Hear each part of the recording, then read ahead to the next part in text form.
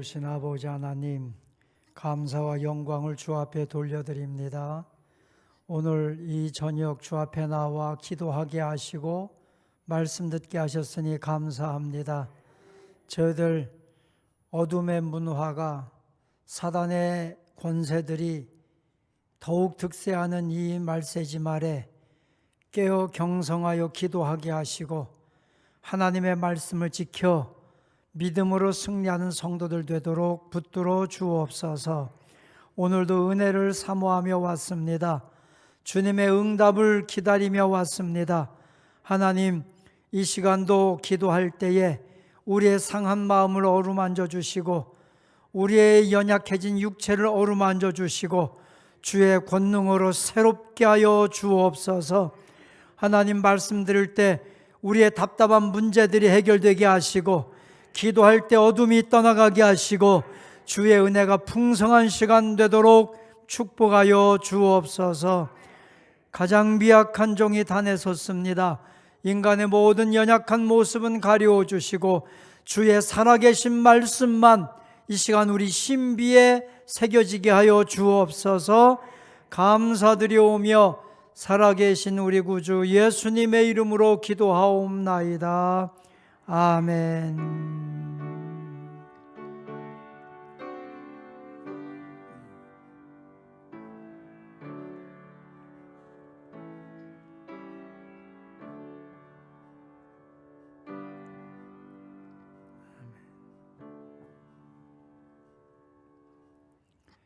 아멘.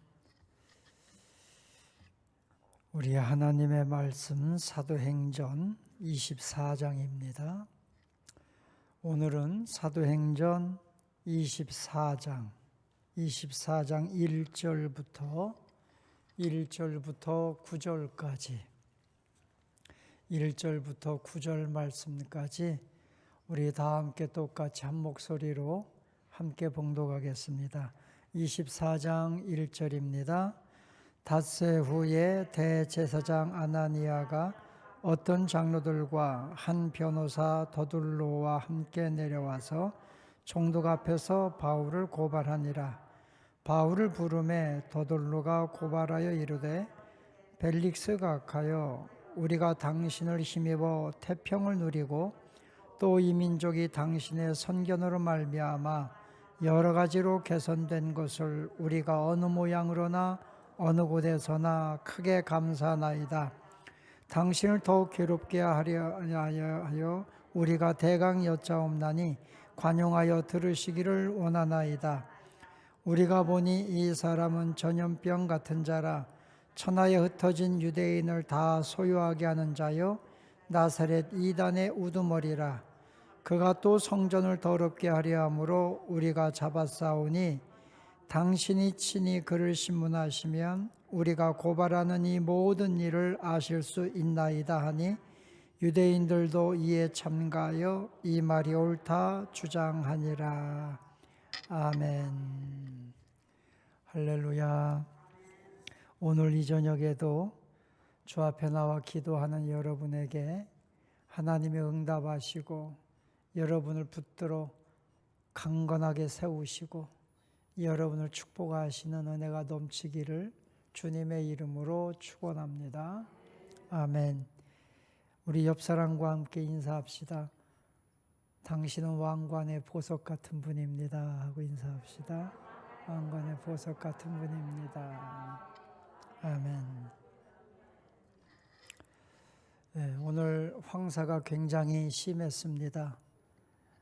봄이 되면 참 꽃도 좋고 다 좋은데 이 황사가 항상 우리를 힘들게 합니다. 특별히 이 기관지가 약하신 분들은 황사에 특별히 유의하시기 바랍니다.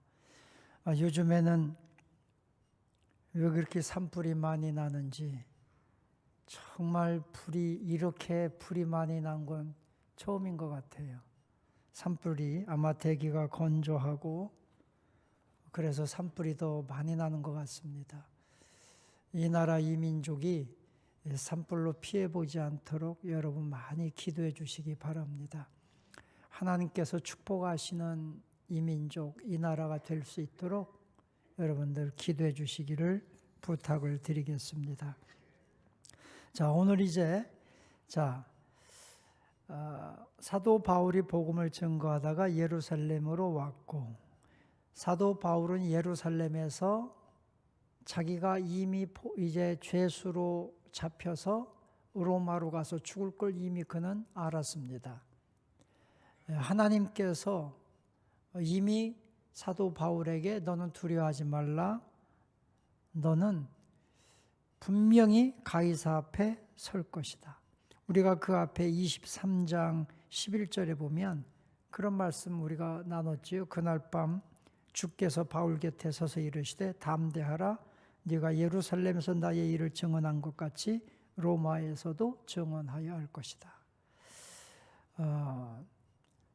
사도 바울은 로마로 갈 것을 이미 하나님의 계시를 통해서 알았습니다.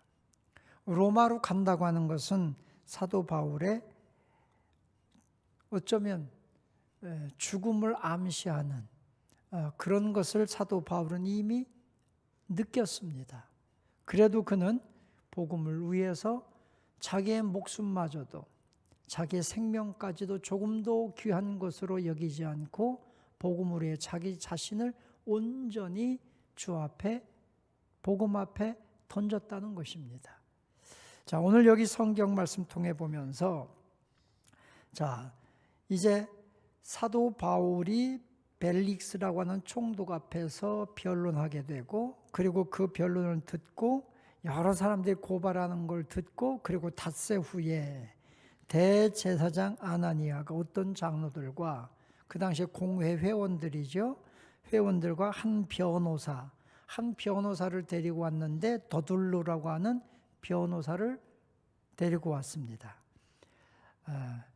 변호사라고 하기보다는 어쩌면 검사에 더 가깝습니다. 사도 바울을 고소하고 있으니까 내려와서 총독 앞에서 바울을 고발하니라.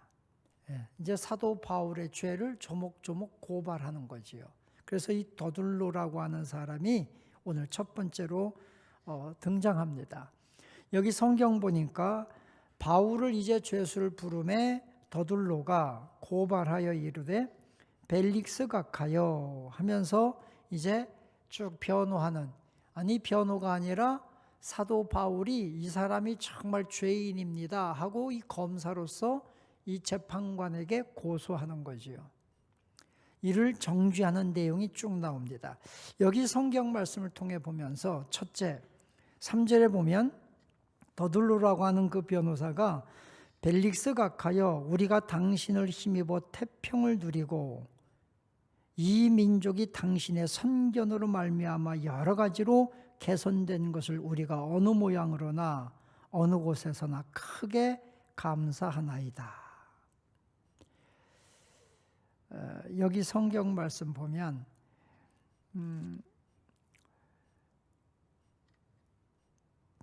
더둘로라고 하는 이 변호사가 언변이 뛰어났겠지요. 변호사니까. 그런데 가만히 보면 이 변호사가 굉장히 지금 이 총독 벨릭스에게 아부하는 장면이 나옵니다. 지금 이 벨릭스는 로마에서 파송한 총독입니다. 그러니까 지금 이 이스라엘이라고 하는 나라가 로마에 의해서 지금 통치를 받고 있는 거거든요. 그래서 그 통치하기 위해서 유대인 중에서 분봉 왕을 하나 세우고, 그리고 로마에서 파송한 총독이 그 지역을 다스리는 겁니다. 그런데 여기 지금 더둘로라고 하는 사람은 유대인임에도 불구하고 벨릭스에게 우리가 당신을 힘입어 태평을 누리고, 태평 성대하다는 거죠. 지금 그 나라 그 민족 백성들은요, 전부 다 로마의 압자 속에서 엄청난 고통을 받고 있거든요. 지금 현재. 그런데 태평을 누리고 이렇게 말해요. 또 이 민족이 당신의 선견으로 말미암아 여러 가지로 개선된 것을 우리가 어느 모양으로 어느 곳에서나 크게 감사합니다. 쉽게 말하면 로마에 의해서 이스라엘 미개한 민족이 크게 개발이 되고 발전하고 많은 부흥을 이루었습니다. 이렇게 이야기하는 거예요. 우리나라가 일제시대를 통해서 일본이 그렇게 주장하잖아요. 일제 통치 기간 동안에 이 조선이라고 하는 대한민국 나라가 엄청나게 근대화를 이루었다. 그렇게 얘기하잖아요. 여러분은 잘 모르시는 것 같은데 일본에서는 우리나라를 통치한 것을 오히려 우리나라에게 감사하라는 거예요. 일본의 통치 때문에 우리나라가 근대화를 이루었고 기술이 개발됐고 막 여러 가지 이야기를 하는 거예요. 지금 이 유대인인 더둘로라고 하는 변호사가 지금 로마의 총독 벨릭스에게 그렇게 얘기하는 거예요. 당신 나라 로마 덕택에 우리 이 이스라엘이 우리 민족이 당신의 선견으로 말미암아 여러 가지로 개선됐습니다. 좋아졌습니다. 이거는요. 지금 이 더둘로라고 하는 변호사가 벨릭스 총독에게 굉장히 아부하는 거예요.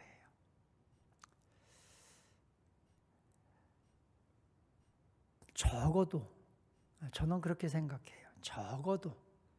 적어도 법을 이야기하는 사람, 법을 집행하는 사람들은 아부하면 안 돼요. 적어도 법을 집행하고 법을 이야기하는 사람들은 공의를 상실하면 안 돼요. 정의를 상실하면 안 돼요. 그런데 지금 이 더둘로라고 하는 변호사는 완전히 지금 벨릭스에게 아부하고 있다.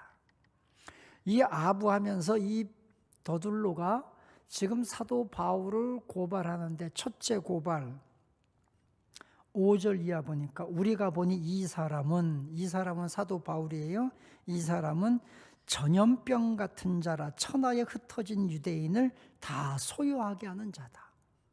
그러니까 사도 바울을 고소할 때 첫 번째가 뭐냐면 전염병 같은 사람이다. 그래서 세계 곳곳에 흩어져 있는 디아스포라 흩어져 있는 유대인들 다 소동해가지고 지금 어떤 반란을 하든지 로마를 대적하든지 어떤 소동을 일으키는 사람이다. 이렇게 첫 번째로 고소하고 있는 겁니다. 전염병 같은 자. 제가 여기 읽으면서 그런 생각을 했어요. 예수 믿는 사람은 전염병 같은 사람이 되어야 되겠다. 그런데 여기서 말하는 전염병은 사람을 죽이는 전염병이지만 사도 바울의 전염병은 사람을 영혼을 살리는 전염병이에요. 할렐루야.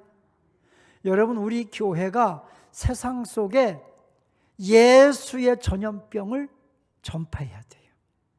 예수의 전염병을 옮겨야 돼요. 그래야 살아나요. 사회가 살아나고 민족이 살아나고 영혼이 살아나고 이 사회의 모든 도덕 윤리 질서가 회복되는 것은요. 예수의 전염병을 증거해야 돼. 지금 이 더둘로라고 하는 사람이 사도 바울을 첫 번째로 고소하는 것이 이 사람은 전염병 같은 자라. 저는 그래서 여기 성경 말씀 보면서 그렇다. 세상의 전염병은 사람을 죽이지만 예수 전염병은 사람을 살리는 거다. 전도가 영혼을 살리는 거다. 여러분 오늘부터 예수 전염병 옮겨 붙은 여러분들이 세상에 나가서 예수 전염병 전파하시기를 축원합니다. 아멘 소리가 굉장히 작은데 여러분 예수 전염병을 전파하여 살아요. 이 지역이 살아요. 그죠? 예수가 선포되어야 이 사회가 회복이 되고 모든 것이 회복이 돼요. 산불이 어제 강원도 강릉에서 산불이 났는데 8시간 만에 진짜 어제 비 안 왔으면 불을 잡을 수가 없었을 거예요. 그나마 하나님의 은혜로 비도 조금 오기로 되어 있었는데 이상하게 거기에 소낙비가 내려가지고 불이 그래도 잡혔대잖아요. 진짜 예수가 전파되어야 살아요. 자연도 살고 모든 게 살아요. 하나님의 회복하심의 은혜가 이 민족 이 땅에 넘치기를 주님의 이름으로 축원합니다. 그래서 우리는 세상의 전염병은 사람을 죽이지만 우리는 사람의 영혼을 살리는 전염병을 전하는 자다. 이 사명 가지고 오늘도 주 앞에 영광 돌리는 성도 여러분이 되시기를 주님의 이름으로 축원합니다. 코로나 시대 때 지금도 뭐 코로나서 완전한 자유는 아니지만 코로나 걸린 사람이 썼던 마스크가 하나에 5만 원씩 팔린다고 인터넷에 뜬 것을 봤어요. 코로나 걸렸던 사람이 썼던 마스크를 5만 원씩에 팔아. 그 서로 살라고 그래. 왜? 나도 얼른 쓰고 코로나 걸려가지고 지금 일주일 동안 집에서 쉬려고. 코로나 걸린다고. 아니 참 세상이 이상해졌어요. 사람들의 심리가 이상해졌고요. 옛날에 몇 년 전에는요, 학교에서 막 눈병이 유행하면 애들이 눈병 걸린 애하고 막 눈을 비빈대요. 나도 눈병 걸려가지고서 학교 좀 안 나오게 좀 쉬자 막. 이상해진 사회예요. 안 걸리려고 도망가야 되는데 오히려 세상 전염병에 걸리겠다고 난리야. 세상 사람들도 그러는데, 세상에 죽을 전염병도 서로 걸리겠다고 그러는데, 여러분 우리는 살리는 전염병이니까 우리가 얼마나 열심히 전해야 되겠습니까? 사도 바울처럼 그냥 생명수샘교 성도들은 아주 예수 전염병에 걸린 자들이야. 막 이렇게 소문나도록 증거하는 여러분 되시기를 축원합니다. 우리 한번 제대로 예수 전염병에 걸려봅시다. 그래야 이 사회가 삽니다. 두 번째로 고소할 때 5절 하반절에 나사렛 이단의 우두머리라. 나사렛 이단은 예수를 가리키는 거예요. 나사렛 이단의 우두머리가 바로 이 바울이다. 지금 나사렛 예수 그리스도를 이 사람들은 이단이라고 해요. 왜? 유대인의 율법을 거스렸다 그거예요. 그러니까 이 말씀을 가지고 이단들이 뭐라고 하는지 알아요? 예수도 이단 취급받았다. 자기들은 이단 취급받는 고통을 받고 있다는 거죠. 핍박받고 있지만 자기들은 하늘의 상이 크다고 막 이렇게 해서 그래요 또. 그런데 여기서 나사렛 이단의 우두머리다. 이건 유대교요. 진짜 이단들이 그렇게 한 거거든요. 이단들이 얘기하는 거예요. 어쨌든 지금 사도 바울이 복음을 증거하는 이 사도 바울을 나사렛 이단의 우두머리다. 사실은 그 앞에서 사도 바울이 자기를 변론할 때 뭐라고 했습니까? 나는 유대인 중에 유대인입니다. 바리새인 중에서도 바리새인이고 나는 가말리엘의 문화생입니다. 여러분들도 다 아는 바와 같이 내가 율법에 열심이었고 내가 예수의 도 따르는 사람들을 죽이는데 맨 앞장섰고 스데반을 죽이는데 내가 증인을 섰던 법적 증인을 섰던 사람이 바로 나입니다. 그런데 내가 왜 예수를 믿게 되었습니까? 하면서 간증을 했잖아요. 그가 다메섹 도상에서 예수 만난 걸 간증하면서 이분이 진짜 참 하나님이신 걸 내가 깨달았습니다. 만났습니다. 고백을 앞에서 간증을 하지 않았습니까? 그럼에도 불구하고 이들은요, 사도 바울을 나사렛 이단의 우두머리다 이렇게 고소하고 있는 겁니다. 세 번째, 6절에 보면 그가 또 성전을 더럽게 하려 함으로 우리가 잡았습니다. 성전을 더럽게 했다. 여기 성경 말씀 통해 보면서 지금 사도 바울이 억울하게 고소를 당하고 있는 거예요. 억울하게. 그러니까 여기 이 시대의 더둘로라고 하는 사람은 이 시대의 최고의 변호사입니다.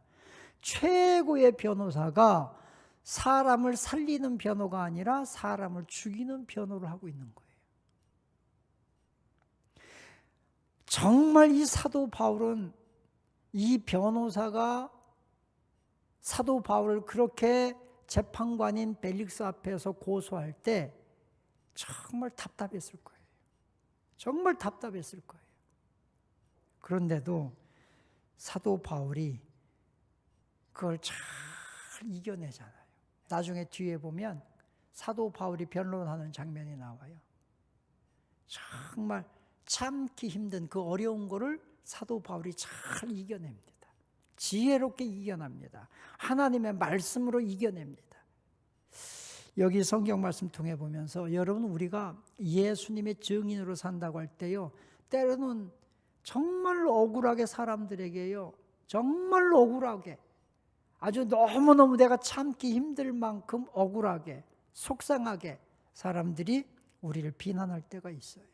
말도 안 되는 상황을 가지고 우리 마음에 상처를 주는 경우도 많을 거예요.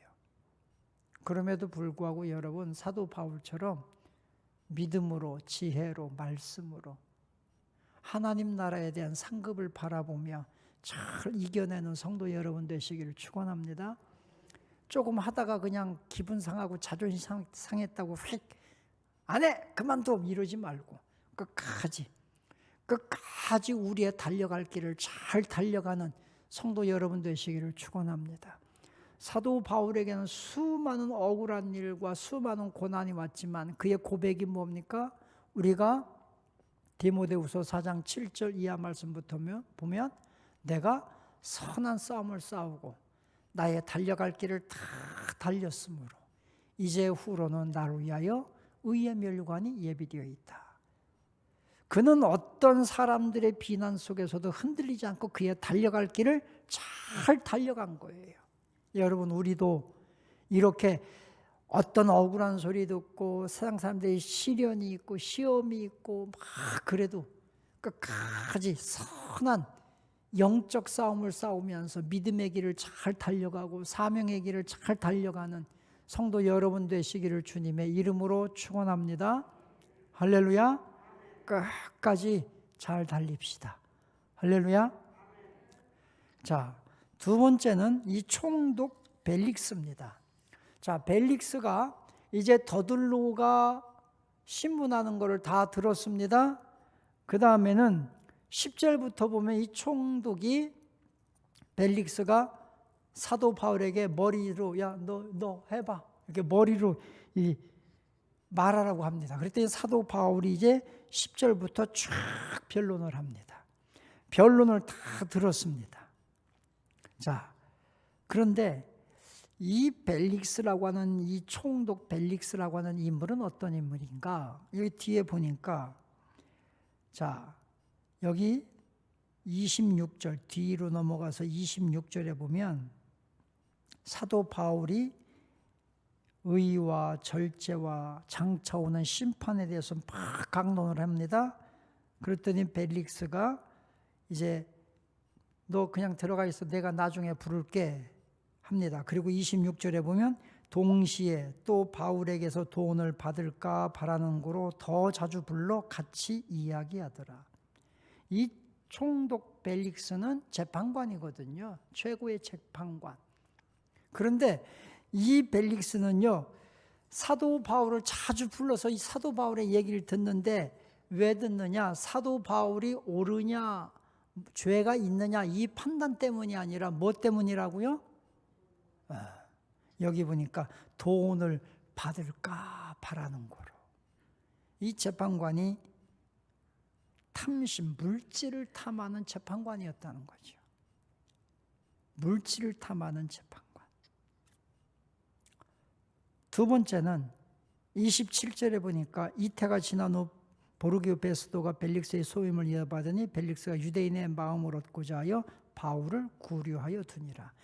바울에게서 죄를 찾지 못했습니다. 그러나 유대인의 마음을 얻고자 하여 바울을 구류했다. 유대인의 마음을 얻고자 하여. 명예입니다. 자기가 지금 앉아있는 총독의 자리를 지키기 위한 그 명예, 그 권력, 그걸 지키기 위해서 사도 바울에게 죄가 없는 걸 알면서도 끝까지 유대인들의 마음을 얻고자 하여 가둬두었다. 인기를 위하여. 이때나 지금이나 여러분, 이 사법부라고 하는 거는요, 정의가 있어야 되거든요. 정의. 그런데 이 사법부에서 만약에 재판해야 될 사법부에서 돈의 욕심에 돈, 그 다음에 권력과 명예, 이 욕심에 빠지면 사법부는 다 무너지는 겁니다. 사법부는 다 무너지는 거예요.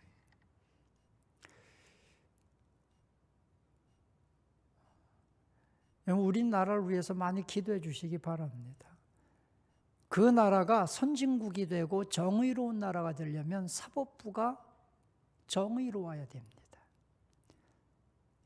모든 저희 교단에도 총회장이 있고 부총회장이 있고 이렇게 쫙 있어요. 그런데 우리 총회 안에 예를 들어 재판부가 있어요. 재판부는 독립기관이에요. 그래서 총회장의 권한이나 어떤 것이 절대로 재판부에 미치질 못해요. 재판부는 공정하게 재판하는 거예요. 우리나라가 그래요. 우리나라의 사법부라고 하면 적어도 모든 권력에서 떠난 독립기관이거든요. 이 독립기관은 공의로워야 돼요. 정의로워야 돼요. 그런데 이 사법부가 돈이나 권력, 명예에 딱 손을 잡게 되면 무너지는 거예요. 그 나라의 모든 건 다 무너지는 겁니다. 지금 여기 왜 이 시대 당시에 벨릭스라고 하는 사람을 보면 이 시대가 어떤 시대였던가를 알 수 있는 거예요. 정의, 진리 이런 건 관심 없어요. 인기와 돈이에요. 사람들에게 인기를, 유대인에게 인기를 얻어야 권력이 유지가 되고 명예가 유지가 되고 그걸 유지하려면 돈이 필요하고 그러다 보니까 그게 무너지니까 그 사회 전체가 다 부패하게 된단 말이죠. 우리 사랑하는 성도 여러분들이요. 교회는 교회이어야 해요. 교회여야 해요. 교회가 정치 집단이 돼서도 안 돼요. 교회가 어떤 교회의 본질을 상실하고 교회로서의 어떤 기능을 상실하고 다른 것에 더 열중한다면 그건 이미 교회가 아니에요. 그래서 여러분 교회는 항상 중립이어야 해요. 지도자가 잘못되었어도 그 지도자를 위해서 기도해 줄 뿐이에요. 이 민족을 역사를 주관하시고 역사를 심판하시고 역사를 이끌어 가시는 하나님께 교회는 맡길 뿐이에요. 어떤 분들이 종종 그렇게 얘기해요. 사회가 부패하고 타락했는데 교회는 뭐 기도만 하면 되냐. 근데 교회가 정치적으로 나서서 어떻게 할 수는 없어요. 교회는 역사를 운행하시는 하나님께 맡기고 기도할 뿐이에요. 여러분 초대교회 성도들이 다 무지하고 힘이 없어서 그렇게 매맞고 감옥에 갇힌 게 아니에요. 하나님께 역사를 맡겼기 때문에 그래요. 교회는 그래야 썩지 않아요. 교회가 정치와 손을 잡고 결탁하는 그 순간에 교회는 부패하게 되는 거예요. 교회는 어차피 처음부터 끝까지 교회는 핍박받으면서 성장했고 핍박받으면서 복음이 전파되었지 권력과 결탁하면 교회는 항상 부패했어요. 타락했어요. 그것이 중세시대 아닙니까? 로마가 기독교를 국교화하는 그 순간부터 교회가 엄청나게 부흥이 됐지만 사실은 그때부터 교회는 타락했어요. 어제까지 교회를 핍박하고 어제까지 하나님을 믿지 않던 사람이 갑자기 내일이 되니까 하나님 믿고 조금 있으니까 그 사람들이 신부가 되고 그러면서 교회가 급격하게 타락하게 되는 거예요. 그래서 교회는 여러분 조금 억울해도 교회는 그냥 교회로 존재해야 돼요.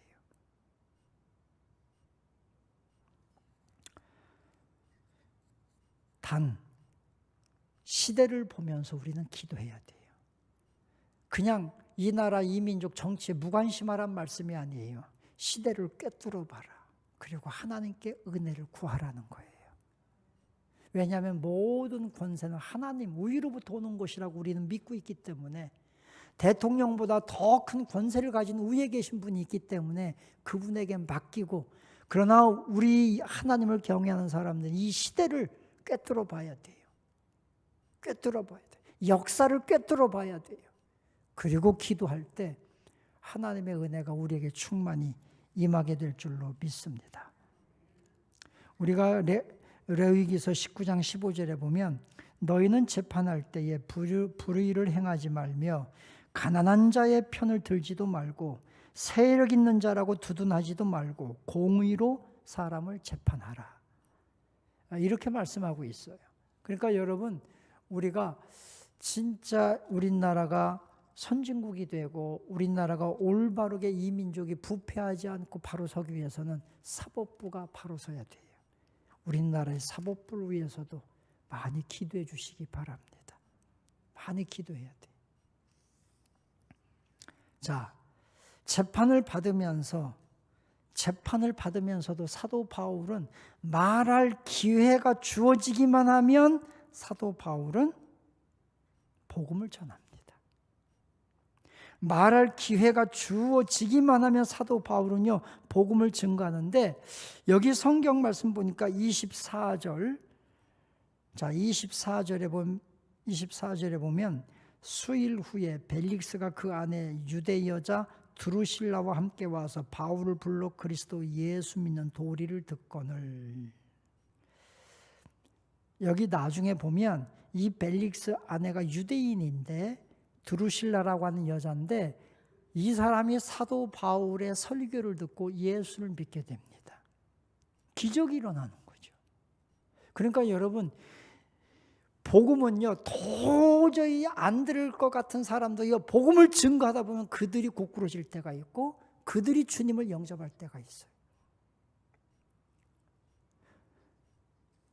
25절에 바울이 의와 절제와 장차 오는 심판을 강론하니 벨릭스가 두려워하여 대답하되 지금은 가라, 내가 틈이 있으면 너를 부르리라.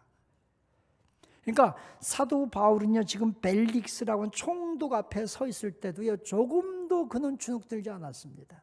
그는 하나님의 의에 대하여, 절제에 대하여, 그리스도의 심판에 대하여, 의에 대하여라고 하면 예수 그리스도의 구원에 대하여, 절제라고 하면 예수 그리스도를 통한 성결한 삶을 위한, 그리스도의 심판이라고 하는 것은 벨릭스 총독, 당신도 총독이고 재판관이지만 당신보다 더 큰 재판관이 있습니다 하는 걸 증거했다는 거예요.